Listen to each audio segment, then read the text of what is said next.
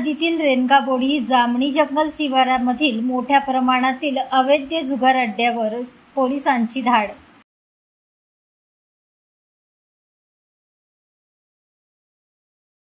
6 October रोजी चिमूर पोलिसांना गोपनीय माहिती मिळाली की मौजा रेणकाबोडी व जामणी जंगल शिवारामध्ये मोठ्या प्रमाणात अवैध जुगार अड्डा सुरू झालेला आहे।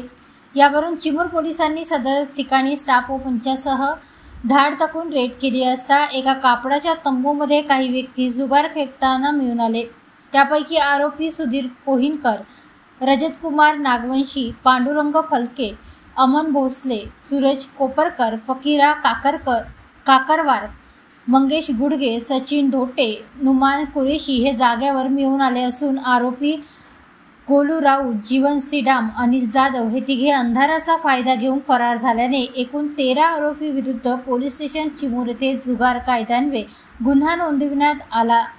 सदर गुन्ह्यातील आरोपींकडून एकूण 1,25,000 रुपये रोख तसेच 6 चारचाकी वाहने व 3 दुचाकी वाहने व इतर साहित्य असा एकूण 27,90,000 रुपयांचा मुद्देमाल जप्त करण्यात आला असून पुढील तपास चिमूर पोलीस करत आहेत।